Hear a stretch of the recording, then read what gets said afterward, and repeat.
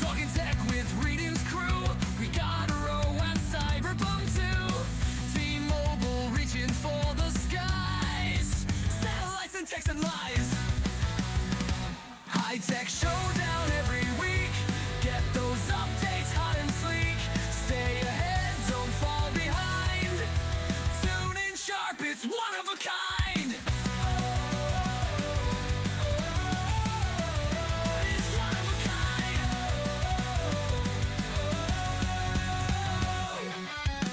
Ubisoft's got shiny games. NFTs, they'll stake the claims. Pixel worlds and digital gold. Future stories yet to unfold. Hello and welcome to the Reading Entertainment Podcast, episode 469 for December 29th, 2024. My name is Nathan Reed Spruce. Joining me this week, we have Connor, the Cyberpunk Monk Besh. Ho, ho, ho. Merry Podcasts, miss. Hey, Christmas is over. We're celebrating the New Year soon. Merry New Year Podcasts, miss. I'm That one doesn't celebrating. come off the tongue as well. No, I'm celebrating not working this Wednesday. Oh, right That's- on. I that's what I'm think I excited do for. have to work this Wednesday. Last week was great because Tuesday was Christmas Eve and nobody worked. We literally got 2 tickets the entire day. Good. And those tickets were terminations, apparently. So somebody got That's fired right before bad. Christmas. That's a bummer. Don't Yeah. bring that energy to the show. What the hell? Yeah. So where can we find you? You could find me, you could find Aroa and all of our relevant social media links at aroa.website, supposedly. I haven't been there in a while, to be honest.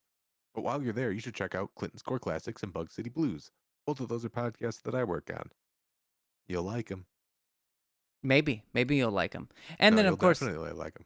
Yeah. 100%. That's the Cyberpunk Monk guarantee.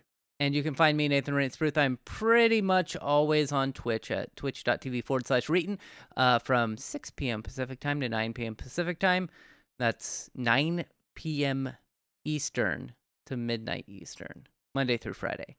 Yeah, and I do that, and I'm on Blue Sky at Reeton, which I don't post on very often. But yeah, I'm on there if you want to follow. And what games have you played this week?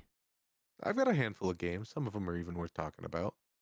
Helldivers 2 has been pretty good. I feel like the number of people who are playing the game as compared to like before the Game Awards is, tripled if not quadrupled. And that's fun. It's nice to see a breath of fresh air into something like this. I wonder if it has to do with the Steam sale. The Steam sale, maybe. It also won one of the awards. It was like multiplayer game of the year or something like that. That's And fair. because of that, they released a whole third faction, which is awesome. I've been playing a whole lot of that. Oh, good. Other games I've been playing, Baldur's Gate a little bit, Space Station 13 a little bit. Hey, you remember that Sonic and All-Stars Racing Transformed game that we used to play? Yeah, you've been playing that with your girlfriend, right? Yes, we've been playing that together, and it's been okay, but we've definitely like done every single thing this game has in it and then some. Yeah. So I picked up the latest game from this studio, which is Team Sonic Racing. It's different, but it's fun.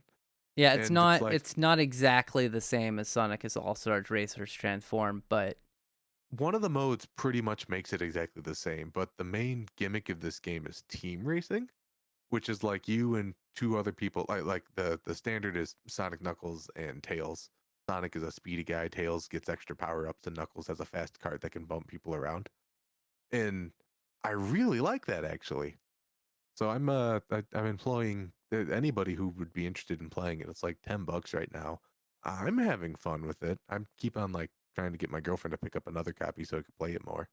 But even with the one, we could play locally. that's good. Yeah, it's I looked at it when it came out and was like, yeah, it's fine. It looks fine. The problem I have is I don't go back and replay games all the time. So like sitting there and being like, I'm gonna play this over and over and over again is just not something I do often.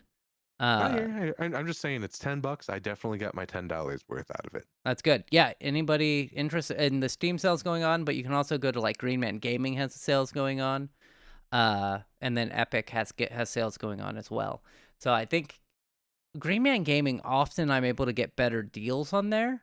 But the problem with Green Man Gaming is if you want to return a game, it doesn't follow Steam's return policy. I don't think I'd buy anything from Green Man Gaming where I'm like, and I definitely am not going to 100% love this forever. Yeah, yeah. So Team Sonic Racing is $9 on Green Man Gaming, so you could save $1. Honestly, it's worth picking up on either of the platforms. It's Yeah. a surprisingly fun game. Well, it's so Green Man Gaming. It's for Steam, so you would get a Steam code. It doesn't follow the return policy. Gotcha. Yeah, because I had a game that I bought, and I was like, "Oh man, this game's gonna be awesome. Uh, it'll be fun. I'm gonna play it a lot." And then I bought it, and it was awful. And I tried to return it, and they're like, "No, you can't return it." So that was really sad. But anywho's, we did you do anything else? Any other games that you played or anything No, notable?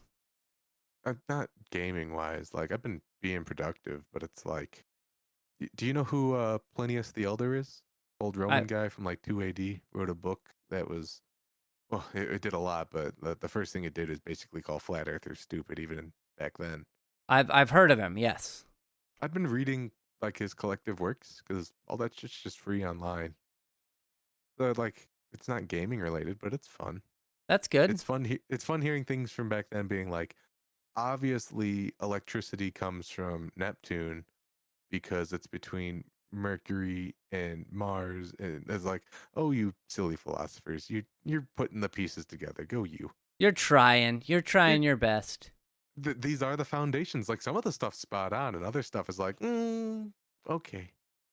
Yeah. Yeah, This water turns a sheep's fur black. Does it though? it is amazing just like how people found things out back then. It's like how do you understand that mixing these two ingredients together will like dye this fabric red?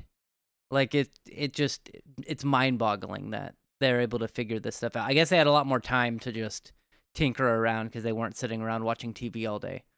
The But fuck that. They weren't doing TV all day. It's I think the statistic is we're as a species more productive than ever before, but like have less free time. yeah, that's how our life goes. Anyway, the games I played this week, I played some Hades 2, which they had the Olympus upgrade. They did that a couple months ago, where you can find a new boss, and the new boss is, oh, I can't remember his name. The guy who brought fire to Earth, Oh, my Prometheus. guts. Yeah, Prometheus, yeah. And he's a pain in the ass to beat. Um, so and the problem is it takes like 30 minutes to get to him, and then you die, and so you don't get to just keep trying over and over again. So that's a pain in the butt.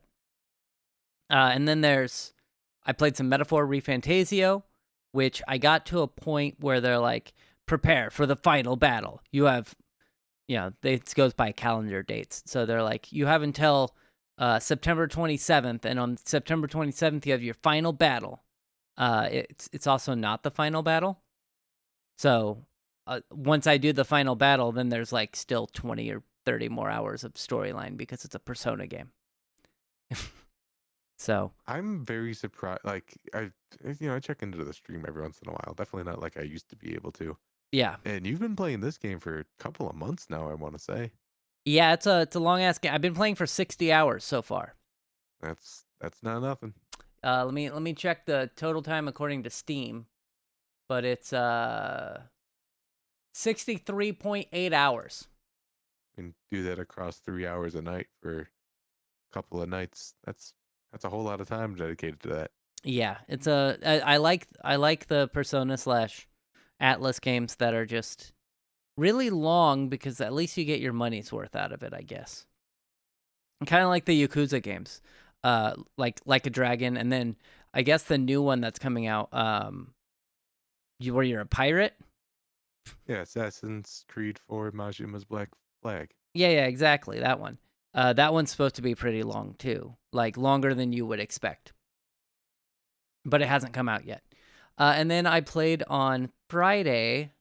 For some reason, AirFox wanted to play through Back for Blood, and so we played Back for Blood, and it was all right. And so in Back for Blood, there are 4 acts, I guess is what they're called, with like multiple stages per act. Mhm. Until you get to the last act, and it's just one boss fight, and then you're done. And like if you know what you're doing, it only takes like 20 minutes. So we beat that boss, and then there's DLC for it that right now is on sale for $4, and you get 2 additional acts. But I didn't want to spend $4 more on Back for Blood, so I didn't do that. So we beat the game. Hooray! Yeah. Kind of So sad that games are able to be beaten in like 20 minutes like that, but well, that's where that's we're at. the boss. That's the final boss. It wasn't the entire game wasn't beaten in 20 minutes. It's just that final act is just like you go up and there's like a boss arena, and you fight these tentacles, and then after the tentacles are dead, you go down to a tunnel in the ground, and you fight the villain's mouth, and you have to shoot out its like jugular, and then he turns around and like starts walking towards a village or something, and you have to shoot its weak points, and once you shoot its weak points enough, they die and you win. Super fun. Not the best boss fight there. Sure. Anyway, let's get started and talk about some new stories. Well, new stories. The stories that we were going to talk about last week mainly. T-Mobile has signed up with Starlink to do their satellite cell service, and they're opening up a beta test for it. Just what the world needed. I mean, honestly, not that bad of an idea. I mean, we've spoken about it before, but basically it's if you're in an area with no cell service, this would be a way for you to at least dial emergency services, or if you get stranded somewhere, be able to text somebody and be like, hey, I'm stranded somewhere, please help me. I know that's what the intention's for. I just have a weird feeling that's not the people who's going to end up using it. Yeah, I could see bad things happening too. But it says here, this is from Engadget, and T-Mobile and Starlink are marching forward with their plan to offer cell service via the latter's satellites. Companies received FCC approval for the project last month, and the provider is opening up registrations for anyone who wants to beta test the creatively dubbed T-Mobile Starlink Direct-to-Cell Cell Satellite Service. It's a good name, rolls off the tongue. Cell satellite service by the seashore. Yes. The first beta test is slated for 2025, and it'll focus on text messaging at the outset. Voice and data connectivity is slated to become available at a later date. So that's not bad. If you're a prepaid voice customer with compatible device, you can sign up for the free beta. There are only limited amount of spots available. However, the provider says it's prioritizing first responder agencies and individuals for the program, so like firefighters and stuff like that. So, I don't, my feelings on Elon Musk, but I do think that this is a good service, and I hope that it is used for what we are hoping it gets used for, and not for nefarious things. But I would love to see this in like every back pocket of every Firewatch ever, just because, yes, but I also feel like those guys already have this problem solved. Like, am I wrong about that? Am I out of touch on that? so I How don't. many places are really totally experiencing outages where they're not like, nah, it's cool, we got walkie-talkies? Well, I mean, it's not just for that too. Like, I know I'm drawing a very wide blanket with that statement. yeah, I mean, It's so generalizing. they often have like, Verizon or something or AT&T, they'll pay a ton of money to have services delivered to their location for like firefighters and stuff. And it's actually if T-Mobile and Starlink could be way cheaper and have better connectivity than what like Verizon or AT&T is able to provide, so that they can get like live updates too from people who aren't necessarily there, and they're like, hey, the fire's moving north or whatever, get the fuck out of there. They might be able to get that message quicker, or at least more reliable through direct to satellite service. And also just having redundancy. Let's say you have firefighters who are there that have this service, and they have both services, so that if one goes down, they still have the other one. Just keeping people safe. I think it's a good idea. Yeah, So and assuming hopefully, it gets used for that version, I'm all for it. And like, my first initial response is it's so much cheaper to have the infrastructure for this in place than it is to, run a bunch of cable up the side of a mountain or whatever the case may be. yeah. But counter argument, no, it fucking isn't. That shit's out in space. Well, yeah, but it's already there. Yeah, and fixing it's usually, I mean, at this point, I imagine they don't fix it. They just launch 10 more where it was. Yeah, It's getting bad out there, man. they're cluttering our skies basically. I think you can see some of the satellites like with your naked eye now. Not me. I'm blind as a bat, but other people might be able to see it. But yeah, so this is neat. Hopefully it is used for what it's, being used for, or what they say it's going to be used for. And they say they're prioritizing that, and I have to believe that they're doing that because yes, while there's a shitbag that owns the company. You look at the people running it and the people designing all this stuff are super smart. Like I'm not going to fault the employees for working there and doing their jobs. And hopefully that this just goes through and I guess that's why they're doing beta tests, to test and see if it works, or to test and see how well it works. And then you could go out into the desert and, have internet there. We're going to move on to our next story, though. Hey, you like NFTs, right? You have a bunch of them. You have the what is it, the smoking gorilla or apes? I think the only thing I love more than NFTs is preserving the legacy of Ubisoft IP. Yeah, me too. Uh, and Ubisoft has quietly released another NFT game that is featuring Rayman, and actually a game I think you really like, Blood Dragon. I do really like it. It's definitely a dead IP. It is. It is a dead IP. Uh, so a while back, they released an NFT game that was basically just like you bought the characters for way too much money, and then it like really poorly battled against other people, if I recall correctly, and it was really bad. It was Just awful. just put NFT in front of it. People will love it. Yeah. So this is again from Engadget. There's a game called Captain Laserhawk, the game. It's a generic top-down shooter set in the bright neon future world of the Blood Dragon universe. Oh no, it sounds good. Uh, you compete in arena-style blood sport where getting the most kills gets you the win. It is the most basic top-down shooter imaginable, which is sad. You'll need an Niji Warrior NFT to play the game. This is all coming from a guy named Totillo.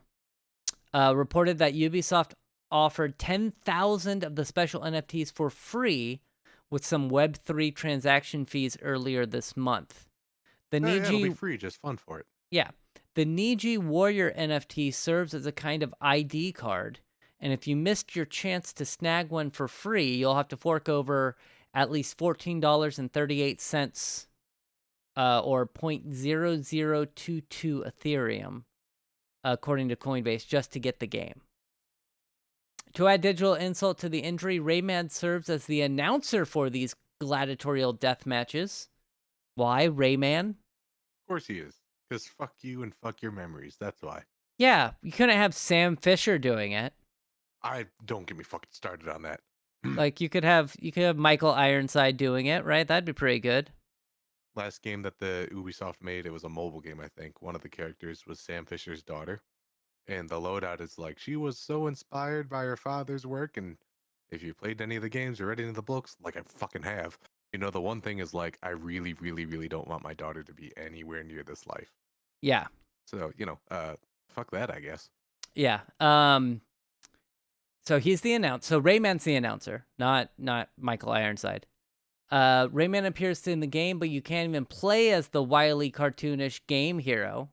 He's forced to do the Marv Albert of this bloodthirsty crypto cash grab. There's only one compelling reason to play the game. You won't need you won't need to exert as much effort to get on the leaderboard. The guy said that he got to the top 10 of the global leaderboard in a leaderboard that showed less than 100 players. So it's not doing well. It's doing about as well as the Reetin Entertainment podcast. It's doing about as well as you would expect a modern Ubisoft title to be doing. Yeah. And this isn't the first time Ubisoft has pushed out a Web3 based game. It was Ubisoft Quartz released the Tactical Champion Tactics Grimoria, which offered players the ability to buy NFTs for as much as $6,300. I think that was the one I was thinking of earlier. That's the one I was thinking of earlier too. Yeah, $6,300 for an NFT. People are really, really dumb. I mean, are people actually buying this, or is that just what people are like? Okay, I got it, and here's what I think it's worth. It's like you can go on Facebook Marketplace and see people doing that all day with stupid, like literal, actual garbage. This is nothing exciting. This is just Ubisoft wasting money. I think Ubisoft does the prices, but I'm not sure. Because I'm not going to download and play the game. Because I don't want to spend any money on NFTs, and I don't want to support any NFT game ever. It's no matter how you just have to buy a $15 NFT. See, that's already too steep. I'm just gonna go play Neopets, okay? That's all this is, and Neopets is better. Although I don't. What else is a free kind of NFT like game that's making billions and billions of dollars? That fucking Pokemon trading card game, and that's not exploitive at all. I mean, it's a little exploitive. Okay, yeah, it but has the potential to be exploitive. It doesn't have an NFT backing on it. Like that's true. I guess that's what I'm really trying to say. And you can play. Like I played it for over a month and a half now, something like that, and I haven't spent any money on the game for the Pokemon one. And I just unlocked I got 1,000 cards. Nice, congratulations. Yeah, I still don't have. Oh no, I just got a Mew as well the other day. So I finally got a Mew. Anyway, we are now going to talk about ChatGPT. You like ChatGPT? I am excited about ChatGPT. I don't think I'd say I like ChatGPT. And we use for the intros. As you can tell, we use AI generated music now for all of our intros, which could be good and could be good and could be a bad thing, but we're gonna call it a good thing. I just like that Reetin went out and was like, I'm gonna pay someone to make me a theme song. And then AI starts getting popular and he's like, I'm going to do everything in my power to use anything but that theme song. No, we had it for over a year. Really? Was it over a year? Damn, we had it for a long time, like that separate theme song. Yeah, I could look up the communications, but it's been. Since you look. Yeah, we had that theme song for quite a while. So I'm not gonna. I was thinking when you mentioned what episode it was. We've been doing this for a long time, my friend. Yes, we have. We've been doing this for way too long. Too long. But let me see here.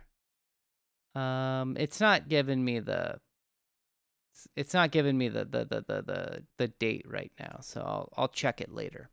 Anyway, ChatGPT now has a line you can call, like on your phone.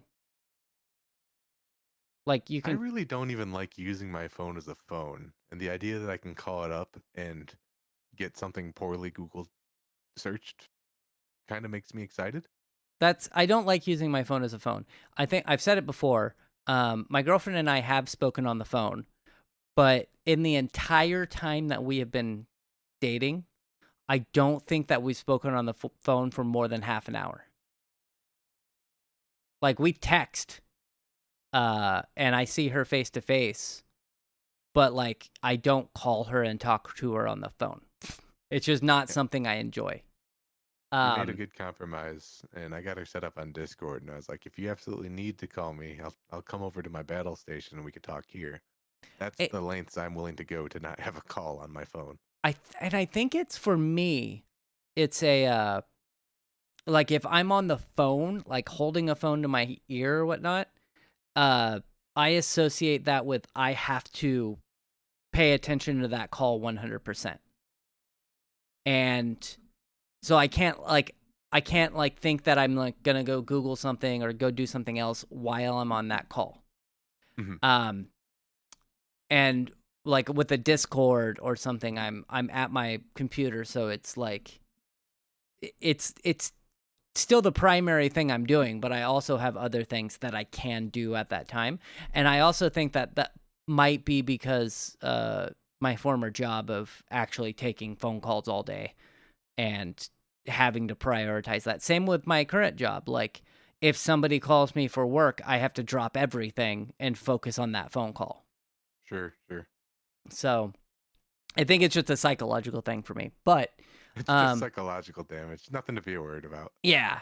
If you call 1-800-242-8478 or 1-800-CHAT-GPT, you can talk for 15 minutes with ChatGPT. I haven't tried this. I think it's I free. haven't I haven't used ChatGPT basically since Copilot became free. Honestly, Copilot being like, yeah, and you could do it for no price, really made them win the AI wars in my eyes. That's the Microsoft one, right? Yeah, I haven't used Copilot at all. I think I disabled that on my computer. understandable. I just I don't care. I don't care about AI stuff, and it lies all the time. It lies all the time. Yeah, you Um, definitely like. I treat it like a calculator. Like I wouldn't trust it just like to do its own thing. But if I'm behind the wheel and I know what's going on ahead of time, it's great for that. yeah. So, uh, you can now call ChatGPT.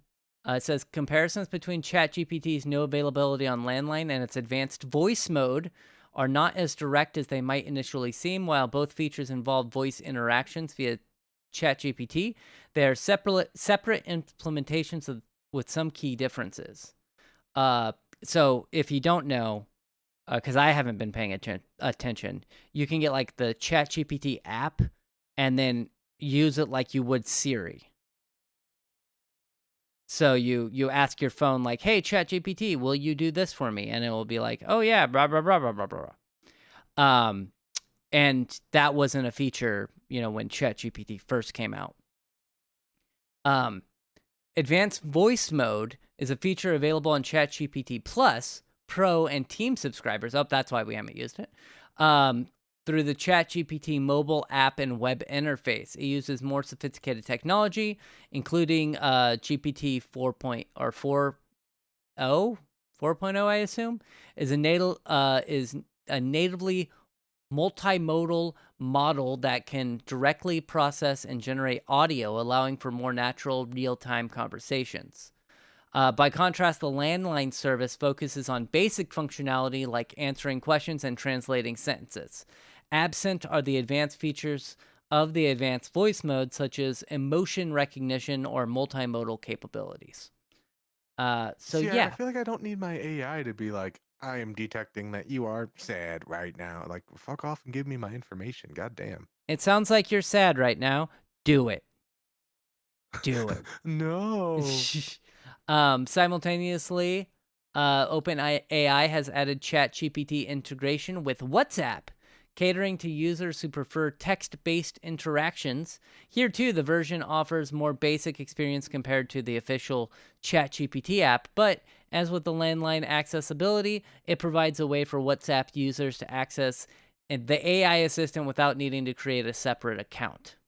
I guess that's good, so you don't have to create an account for it.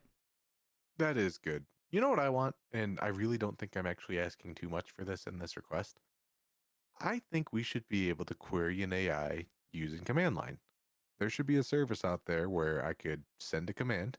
The command could have flags and arguments, and then I could just give it a question and it could feed me back an answer formatted depending on how I need it. Like, I don't think we're really there until we've nailed that, you know?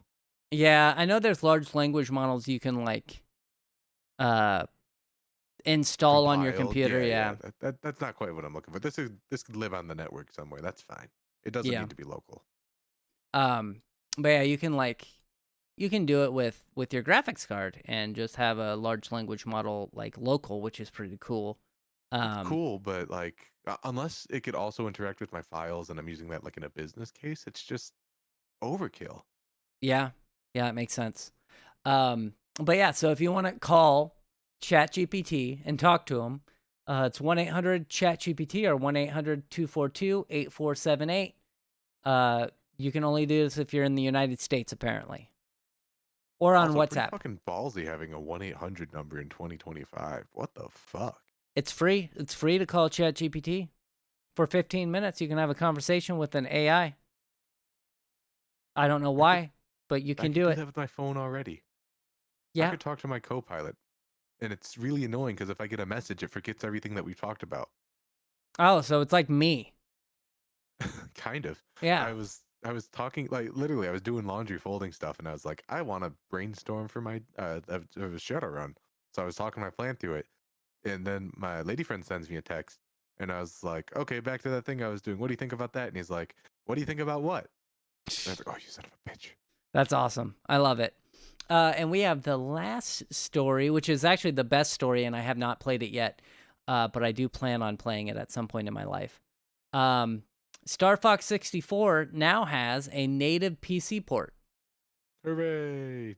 Unofficial PC port. unofficial native PC port. Somebody went through and they said they use zero code from Nintendo, so they won't get taken down.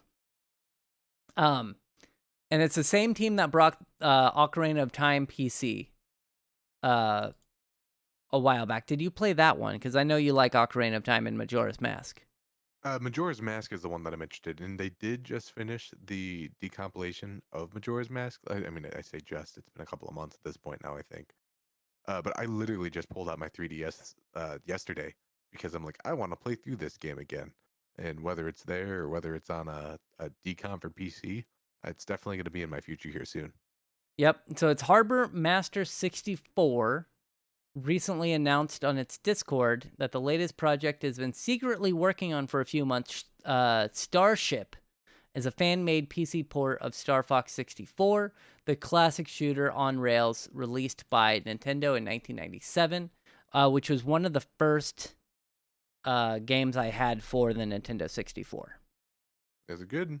That Played the one, hell out of it. the first game I ever had, wasn't really my choice. It was okay. I had fun with the game.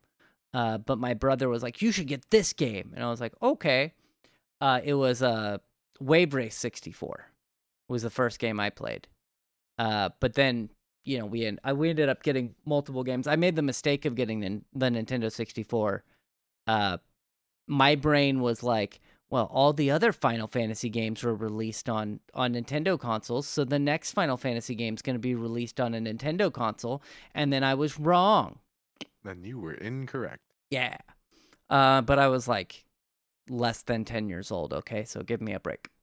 So Sonic Dreamcaster, Samplix, and other developers chimed in on the Discord, noting that they have been working on Starship for the last several months. It adds in some extra things. So it's not just like a straight port that plays at like, 240p or anything. It says Harbor Master 64 is known for building ports by decompiling a game's source code, which is time-consuming in and of itself. A native port born from compilation can usually provide a significantly better gaming experience with support for high-resolution 3D graphics, higher frame rates, rendering filters, ultra-wide monitors. Hey, that's good for you. And more. Modding and lower hardware requirements are also part of the mix. You could play this on your VR headset. That's actually kind of what I'm looking forward to. Um, they've stated that Harbor Master 64 plans to release the final version of Starship/Star Fox 64 for PC in December. Users must still own a copy of Star Fox 64 to avoid any potential legal backlash. So make sure you own a copy of Star Fox 64 Cyberpunk Monk.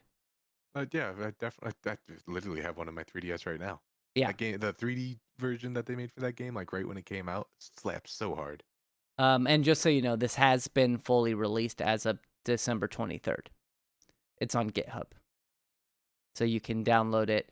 If you check the link in the description, it's a link to TechSpot, and you can find the download link there from GitHub. So yeah, it is looking good. I looked at the video, and I watched the beta showcase that they had, and it looks really really good. It looks great in 60 FPS. I did not watch the entirety of the 2 hours of it. I got about 30 minutes in, but Yeah, I I was did like, not. hell Yeah. yeah. Yeah, I didn't. Yeah, I played that a lot when I was a kid. That, and then I also made the mistake of, I was like, oh man, I really like RPGs. I'm gonna try this game that came out. It's called Quest 64. No. Yeah, uh, younger me made some bad choices. I remember renting that like when it was still a new game and being very upset. I did. Thankfully, I did not buy it or have my parents buy it. I rented it, and again, I was also very upset. Um, thankful, like the only saving grace for me, I mean, obviously the Nintendo games, Star Fox 64, um, Mario 64, Ocarina of Time, all of those games are classics. But then also, but if you get away from those games, it's kind of hit or miss on if there are good games released for the Nintendo 64. But the saving grace for like third party games for me was the wrestling games were always better on the Nintendo 64 for some reason. Yeah, I had a Um, decent amount of those. The graphics were always crazy, like yep. in the sense that it was definitely just polygons punching polygons, but the gameplay was solid. Yeah, and if you look at the faces, they just took like a JPEG and like stretched it over their heads. Ah, fond memories. Yeah, good times. I could picture Stone Cold Steve Austin with all 8 of his faces. Yeah, yeah, By which I mean the polygons that make up his face, not his. Anyways, yeah. So, yeah, play some Star Fox 64. If you own a copy of Star Fox 64, then you can download this. Otherwise, do not unless you buy a copy somehow, whether that's on the 3DS. Do they have a Wii or Wii? Well, Wii is dead. And the Wii U is dead. Do they have a Switch version of Star Fox 64? Or is that with the emulator? yes, but it's not actually Star Fox. It's God, I don't remember what the name of it, but like it had a gimmick where you could build your ship with toys, and then depending on how you built it, you could use that configuration in the game. Well, yeah, what I meant is like there's no native like you Like a can't port, download on the definitely. virtual console or something like that. Uh, mm, now that you said Virtual Console, I'm double guessing myself, but I Cuz I don't think so. yeah, I don't think I so know either. the N64 has made it there, but I don't think that's included on there. Okay, cuz I know that they have what they've been pivoting to for Nintendo is you buy the online service and then you get access to a bunch of games through emulators, but you don't actually buy the games. Which is stupid. Just let me let me just pay for the game that I want to play. I don't want to rent it. Yeah, exactly. It's dumb. Anyway, that's it. That's our stream. I was gonna say stream. That's our podcast for this week. I want to thank you for being here, Cyberpunk Monk. I'm all you've got. You're all I've got, and we will be back next week in a brand new year, and we're gonna talk about our favorite games of the year. I don't Oh like yeah. I don't like the way that the Game Awards does it either. Well Where then they're we'll do it like, better than them. yeah, where they're like, oh, it's like December 1st. We're going to talk about all the games of this year. I'm like, but we still have a month. There's still All the games games, that come out of December might as well not even come out. Y'all basically. fucked up. Basically. Anyway, we'll see you next week. Goodbye. Goodbye.